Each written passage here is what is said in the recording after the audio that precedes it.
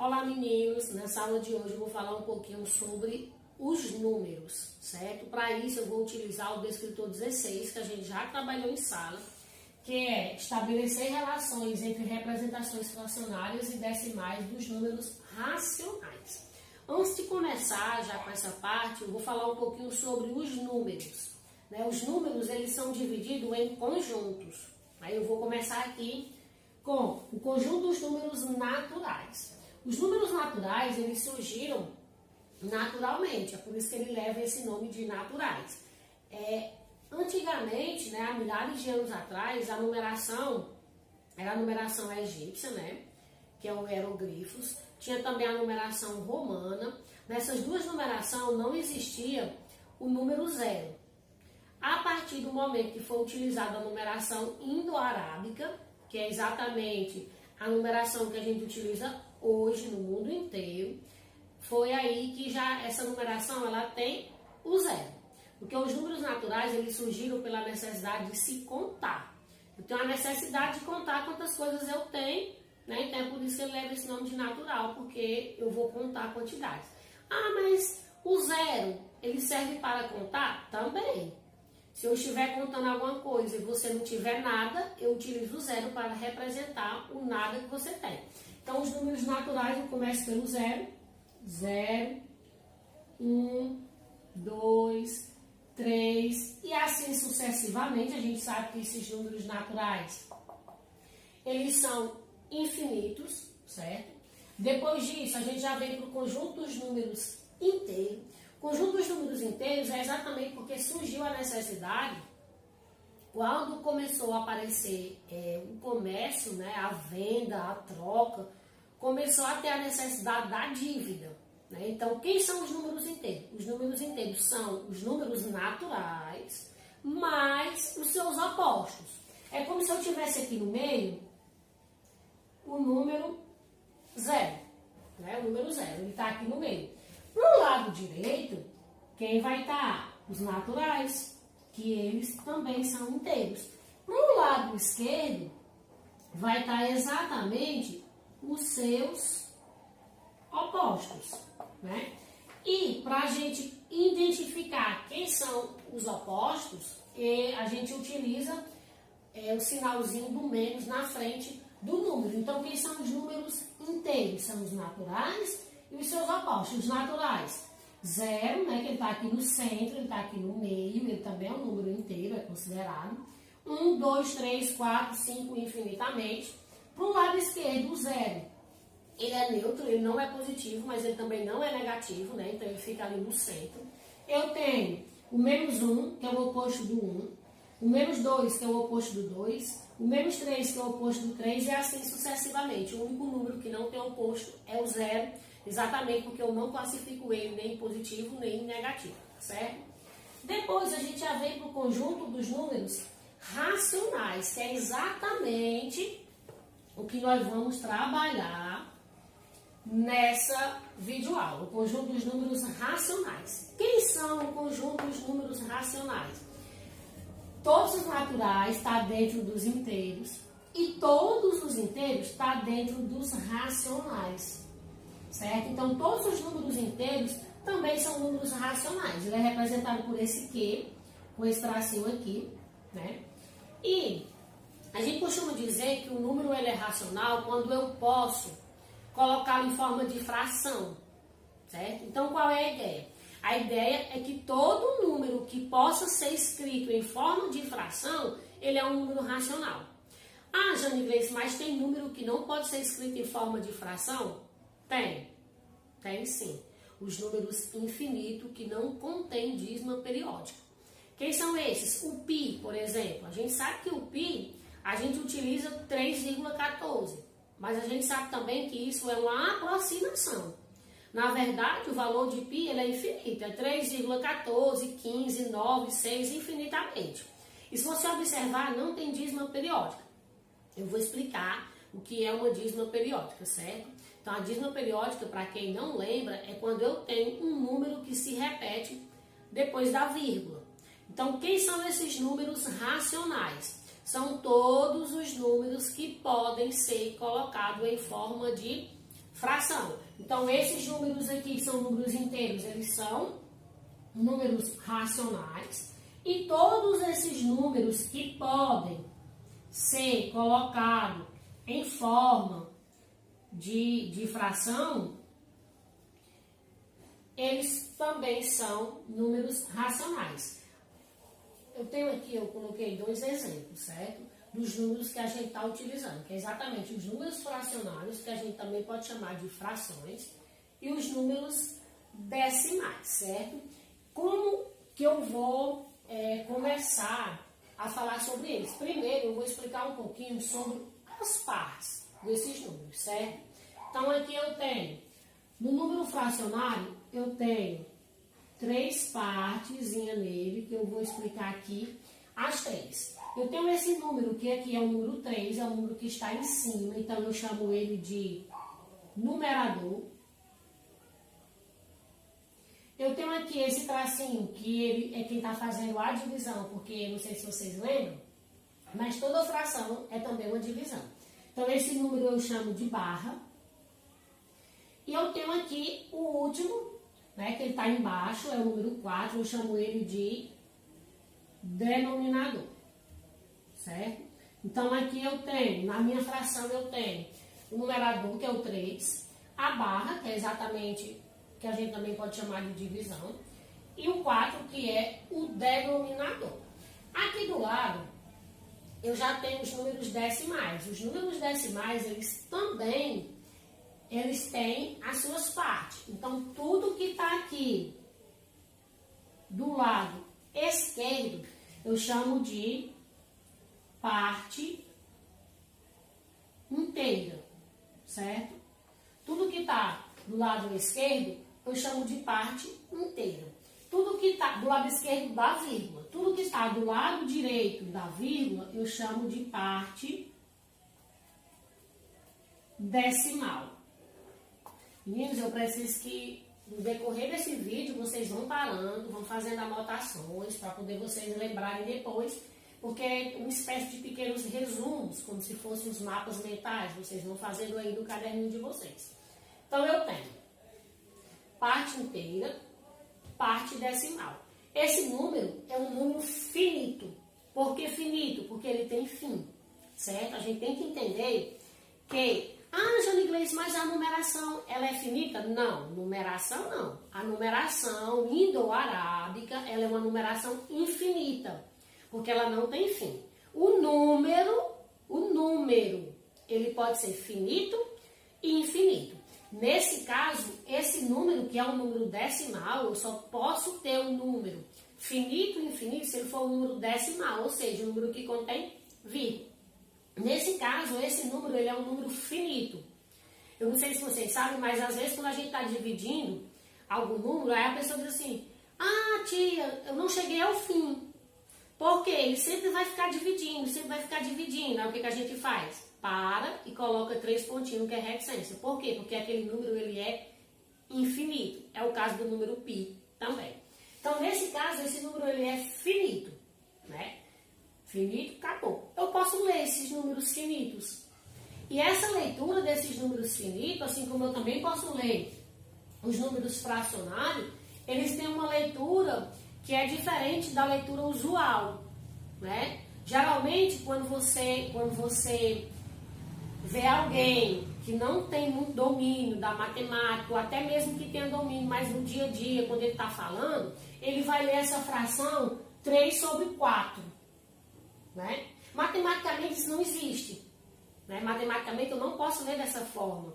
E eu preciso que vocês aprendam a fazer as leituras matematicamente, porque na prova ele pode vir uma fração escrita, né, por extenso, e vai ser da forma matemática, e não da forma que eu uso no meu dia a dia, certo? Mas no meu dia a dia eu posso usar? Até pode, né? Mas eu prefiro que vocês comecem a usar da forma correta, para que vocês comecem a lembrar. Então, eu tenho aqui, sempre que eu for ler uma fração, né, o número que estiver no numerador, eu leio normal. É um 3, eu leio 3, é um 4, eu leio 4, é um 20, eu leio 20, você pode ler normal.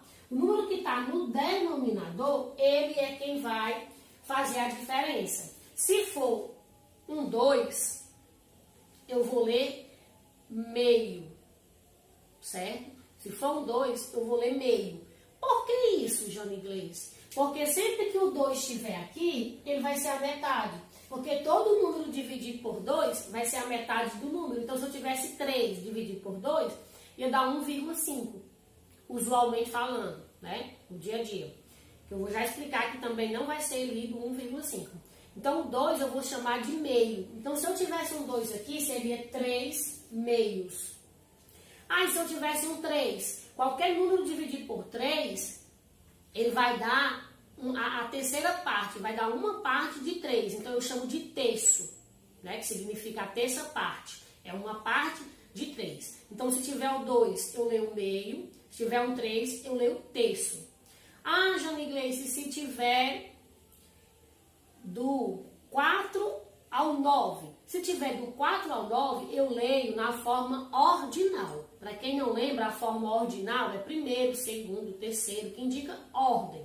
Então, se eu tiver um 4, eu vou chamar de quarta. Se eu tiver um 5, eu vou chamar de quinta, sexta, sétima, oitava e nona.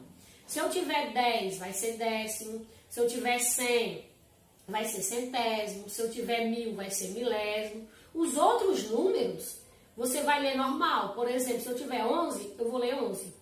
Então, se eu aqui tivesse 3 e aqui um 11, eu ia ler 3 onzeavos. Eu só acrescento a palavrinha avos. Se fosse um 12, 12 avos, 20, 20 avos, 30, 30 avos, e assim sucessivamente. Então, essa é a forma de fazer a leitura da fração. Então, aqui, 3 quartos, né? Pela forma de ler. Então, nessa fração, uma fração que ela tem 3 quartos.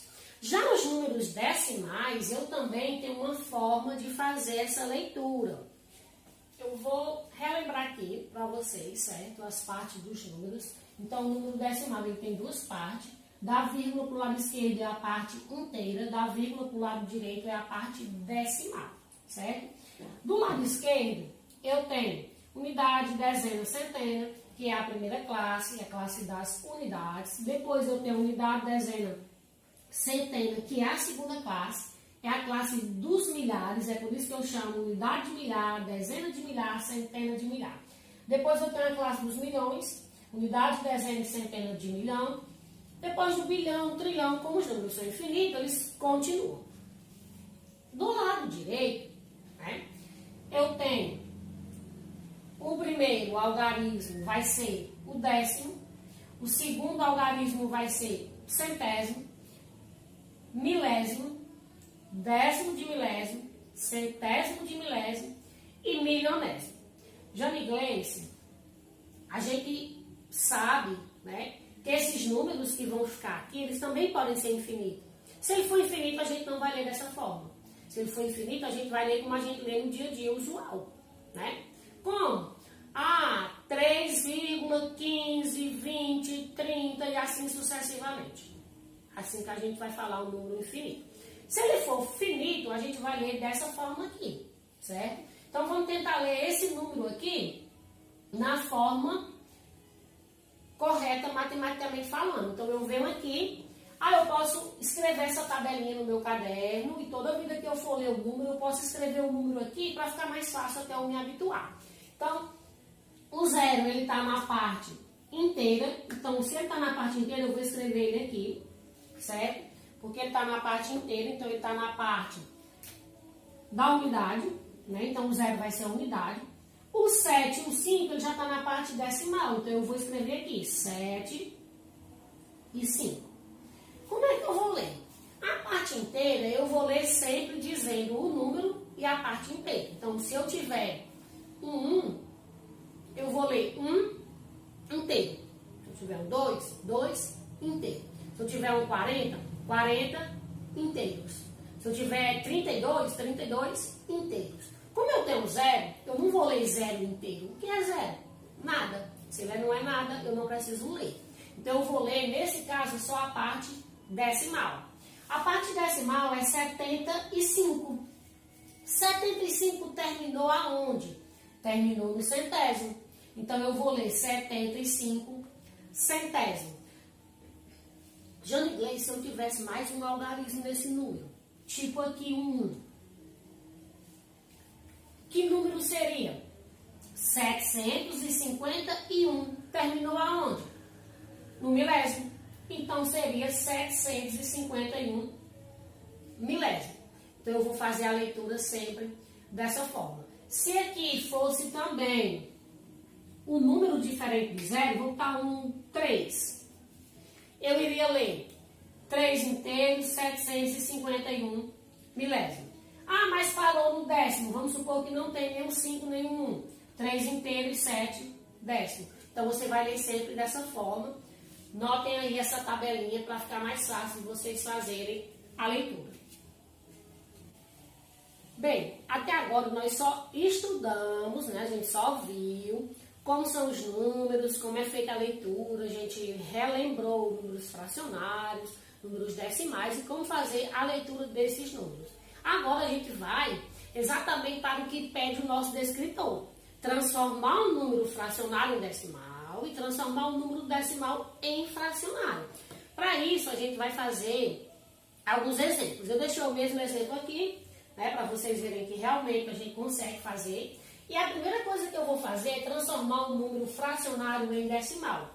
É muito simples. Transformar um número fracionário em decimal, basta fazer a divisão. Então, eu venho aqui, armo o algoritmo da divisão, certo?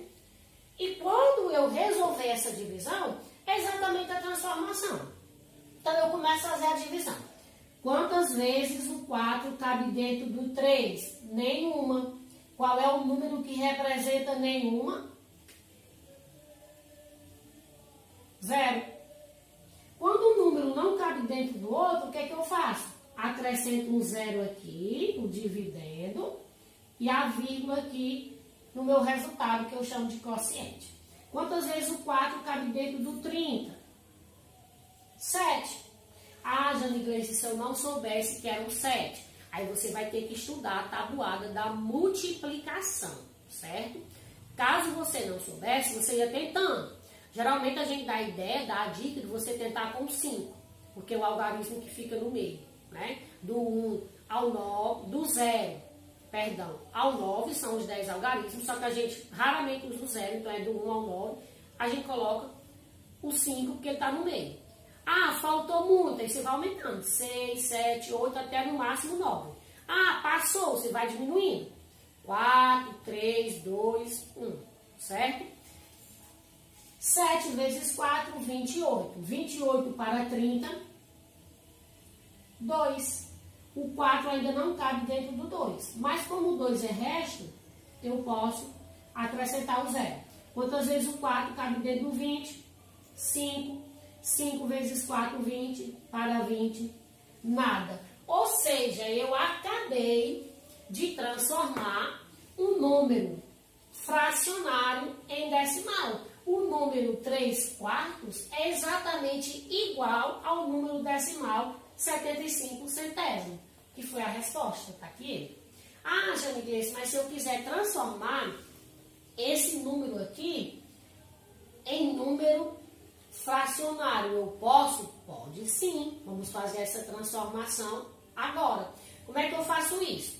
Eu venho aqui, eu olho para o número, eu esqueço a vírgula. Eu tiro a vírgula, ela não existe mais, certo? Se a vírgula não existisse mais aqui, ficou quem? 0,75. Quem é 0,75? 75. Então, 75 vai ser exatamente o meu numerador. 75 é o meu numerador.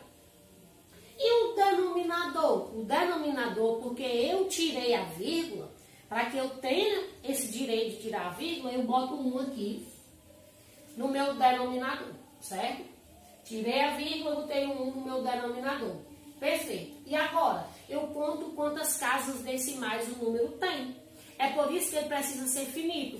Porque se ele fosse infinito, eu não teria condições de contar quantas casas decimais ele tem.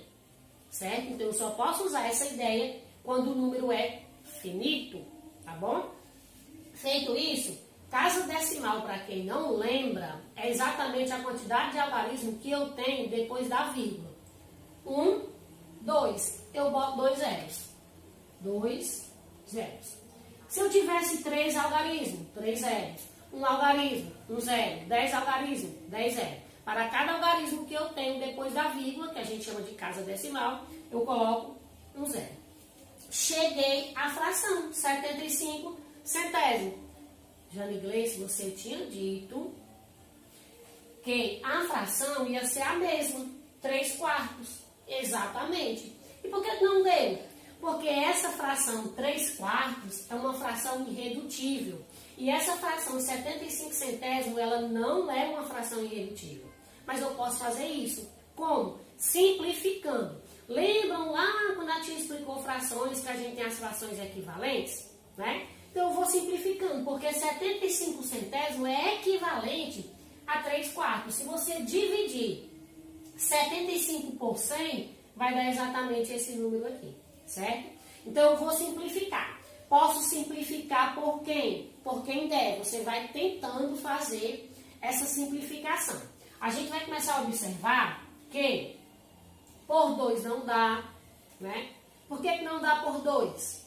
Porque o 75 não é par, e a gente viu lá nos critérios de divisibilidade que para o número ser divisível por 2 ele tem que ser par. Ah, mas eu posso dividir o 100 por 2 e o 75 por outro número. Pode não. Na simplificação, o numerador e o denominador tem que ser dividido pelo mesmo número, tá certo? Então o 2 eu já tiro. Posso simplificar por 3? Vamos ver. Vamos lembrar o critério do 3. Um número para ser divisível por 3, a soma dos seus algarismos tem que dar um resultado que seja divisível por 3. Aí eu venho aqui e somo. 7 mais 5, 12.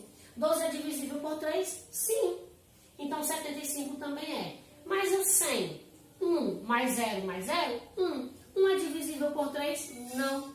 Então 100 também não é divisível por 3. Eu não posso fazer essa divisão por 3, certo? Também não posso por 4, né? 75 não é divisível por 4. Ah, mas eu posso tentar um 5? 5 posso. Critério do 5. O último algarismo tem que ser um 0 ou um 5. Quem é o último algarismo aqui? Um 5. E aqui? Um 0. Então, tanto 75 como 100 é divisível por 5 e eu posso fazer essa divisão. Eu não vou fazer, certo? Por quê? Porque o meu objetivo é chegar no resultado final, certo? E eu comecei a perceber que tanto 75 como 100 são divisíveis por 25, certo? Ah, Jane Gleice, por que você percebeu? Porque eu tenho muito tempo de estudo, né? Eu faço isso todo dia, toda hora, como eu digo a vocês em sala. Você não percebeu? Divida pelo 5. Tarefa de casa. Eu vou dividir pelo 25 e vou chegar ao resultado 3 quartos. Por quê? Porque 75 dividido por 25 dá 3. 100 dividido por 25 dá 4. Então, eu cheguei à minha fração, que era o nosso objetivo. Você, na sua casa, vai parar o vídeo e vai fazer essa divisão por 5. Ah, eu vou dividir 75 e 100 por 5? Vai chegar uma fração que não é 3 quartos. Aí você vai observar essa fração, vai fazer a divisão novamente até chegar à fração 3 quartos. Lembrando que todas as frações que você encontrar aqui, quando você fizer as divisões, se você fizer a divisão corretamente, todas elas vão ser equivalente à fração 3 quartos. O que é ser equivalente? É ter o mesmo valor. Então, todas elas, quando você dividir, o resultado tem que ser esse. Façam esse teste em casa e depois me digam aí no nosso grupo, né, se deu certo, qual foram as frações que vocês encontraram. Vocês podem falar em forma de áudio ou pode mandar fotos também para mim, tá certo? Eu vou falar um pouquinho agora sobre fração geratriz, certo? Fração geratriz é exatamente a fração que gerou, que deu origem àquele número. Por quê? A gente dividiu a fração e deu aquele resultado. Essa divisão, esses números, eles podem ser infinitos. Se ele tiver dízima periódica, ele pode ser transformado em fração. Se ele não tiver dízima periódica, ele não pode ser transformado em fração. Então, eu coloquei aqui 2 exemplos que tem dízima periódica e eu vou começar explicando por esse aqui. dízima periódica simples. O que é isso? Eu tenho aqui um número 12,333 infinitamente, então o 3 está se repetindo, certo? O 12 é a minha parte inteira, porque ela está do lado esquerdo da vírgula. O 3 é a minha parte decimal, porém, agora eu chamo de período. Por que período? Porque é a parte que está se repetindo, é a minha dízima periódica, então eu chamo de período. Então, quem é o meu período?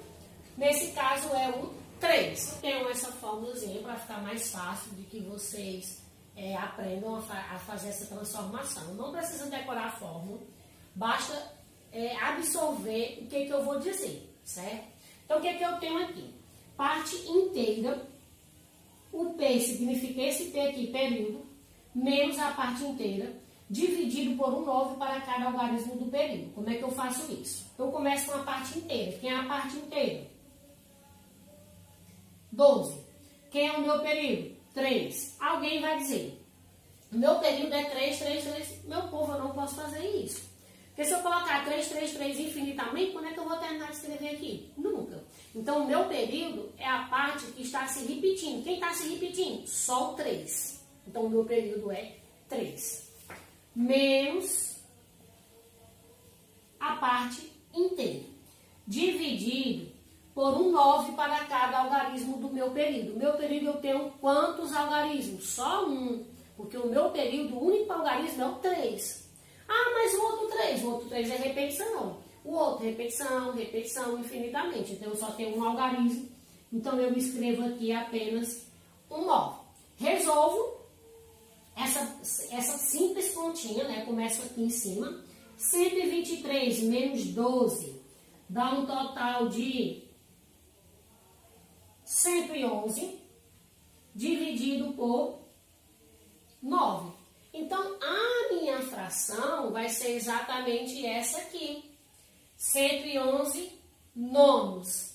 Dá para simplificar? Vamos ver se dá para simplificar.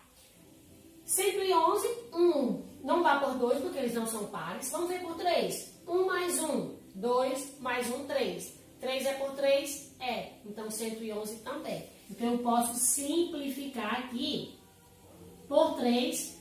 Ah, Janiglês, o outro é 9. 9 também é por 3, né? Então, ele também vai dar, certo? Então, 111 dividido por 3 vai dar um total de 37. Eu fiz a continha à parte, certo? Quem não sabe, né, vai fazer a continha. Eu também não sei, eu fiz a continha à parte, estou colocando só o resultado.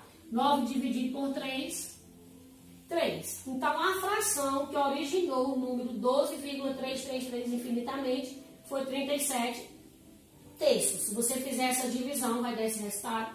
Se você fizer 111 nonos, também essa divisão vai dar esse mesmo resultado. Essa aqui já é uma dízima periódica composta. Por que ela é composta? Porque ela tem esse númerozinho aqui. É como se fosse um intruso. Ele nem faz parte da parte inteira.